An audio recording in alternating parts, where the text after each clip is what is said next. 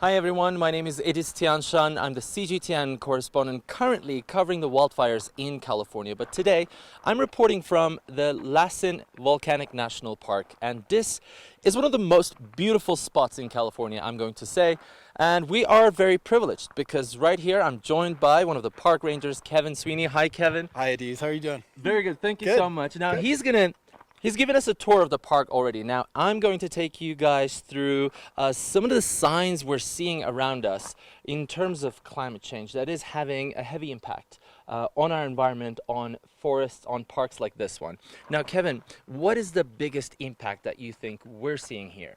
Well, with climate change, it's got to be the drier conditions and these hotter temperatures, which is leading to where we're standing today, watching all this smoke coming from the wildfires going on further south from the park. So, yeah, the big impact for us is just hot and dry. And with so much heat, and now it's the second year of consecutive 2 years of drought we're going through here in California, I understand one of the big issues is the snowpack, right? I mean, what's going on that front? Yeah, we're seeing less and less snow here at Lassen. So right where we're standing, if we're here in the middle of January, we'd be covered by about 10 to 12 meters of snow, if you can imagine that. This snow then melts in the springtime and provides most of the water for the California Central Valley, which is where we grow all of our fruits and vegetables. So the impact from just me having fun skiing in the Peak and folks having fun skiing on the Cascade and Sierra Nevada mountain ranges, all the way to our food supply, the impacts are pretty significant when we don't have a lot of snow here at Lassen Volcanic National Park and then all the way down through the mountains in California. And normally we should be able to see some up there right now? There would be at least be some this time of year. July is when we start to kind of have some melt out, but for years and years there were snowfields on the Peak that would just stay even in August. It was possible to go skiing in August here in the park. Wasn't very good, but yeah, and now you can see there's nothing. There's no snow at all this year from this drought that we're having. And it's very interesting. Some of the pictures that we were looking at earlier, a lot of the postcard type of pictures, they all show some snowpack on top of the hills. But as you mentioned earlier, I think this year that it left as early as May, right? It was really concerning because when we're looking up at the mountain in May and we're seeing almost no snow and then none in June, we knew that this was going to be a really, really trying fire season, and that's proving to be the case. We're seeing fire activity now in July that we wouldn't expect to see until late August or even September. It's just that hot and dry right now. And it's very interesting because if you actually look this way, where the water levels now, all the way until there, that whole, I think, dry patch area is where water would normally be, because you can see where the vegetation starts right there, isn't it? I mean, that's like, yeah, it's a huge difference. That vegetation is pretty much the water line.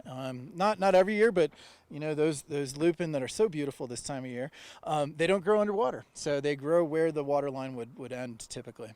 Now, Kevin, can you explain to us, we keep talking about, having less water, drier conditions. We keep talking about dry vegetation, like less moisture in the vegetation. What does that mean, and what does that lead to? Well, so basically it means that we just haven't gotten the snowpack that we would normally see. So that leads to vegetation drying out. It leads to tree mortality that we're seeing at an unprecedented rate. It leads to these more extreme wildfires. So typically a wildfire would start and maybe it would get 10,000 acres or so. And now as we're seeing these just massive mega wildfires. So the impact is huge, not only for just the beauty of the parks, but for the economy of California, for our safety.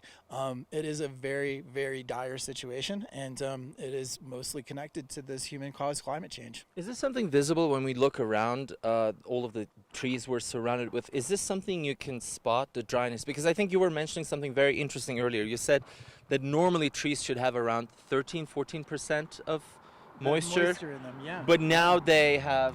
It's about 7 or 8, and we were talking earlier that if you go to a lumber store here, they can sell lumber with about 11% moisture. So the trees that are growing in this park right now, the fuel loads that we have are drier than lumber that you would buy in the store, which is just, it's hard to wrap your head around that, to be honest with you. I'm just going to wrap this up, Kevin. If I could ask you a personal question, you've been doing this for 15 years, seeing all of this impact, you know, the sort of the landscape gradually changing, and in a faster rate than ever before, I understand. Yeah. What's the concern here? What do you think is at stake? Yeah, well, I mean, first and foremost is life and property. So our safety when we're seeing these wildfires that are moving so quickly, so hot, they're burning so hot, so extremely. First thing that comes to mind is just the life and safety of folks that live in California. We have to be on guard. We have to be ready for those wildfires to break out at almost any time. On a lighter note, I love skiing. I live in the mountains because I like skiing, and boy, my ski season's getting shorter and shorter every year, and you know, that's a sad thing, but it also is very telling as to the severity of the problem that we're seeing. Thank you so much, Kevin. I mean, I really appreciate this exquisite tour that we received earlier today. And again, I'm going to say it was a privilege because Kevin is also a public information officer. We don't always get to have so much one-on-one time with them, but he was kind enough to take us through the entire park and just explain in detail how things are changing along with the climate. It's really having an impact on our daily lives, on our cultures, like he was saying. There's a culture of skiing here that now has a shorter season and maybe not as much fun anymore. And I mean, look at this. It really pains me to see that we may be losing some of what we're looking at here in a decade, and maybe possibly decades. Maybe our grandchildren will not be able to see them. But just to wrap up here, I think it is important to emphasize that in our forests and national parks, so many species sort of depend on each other. It's an ecology of coexistence, and when some of them are dying out, a lot of them are impacted as well. And it was just very interesting today going around the park, seeing that hotter temperatures, drier conditions, they are having an impact on so many species. And so I think the bottom line, it would be safe to say that we definitely need more awareness in terms of climate change, human-caused climate change, because that is also exacerbating not just the impact on the environment, but it is also exacerbating the frequency and the magnitude of the wildfires we are now seeing in the area. So on a separate note, those two are definitely related. Once again, it's me, Ediz Tiyansan from California, Northern California. We are in the Lassen Volcanic National Park today. This is a very compact information, but for anything you want to find out more, please leave a comment, any questions that you might have, and we will bring you more reports from here. Thank you.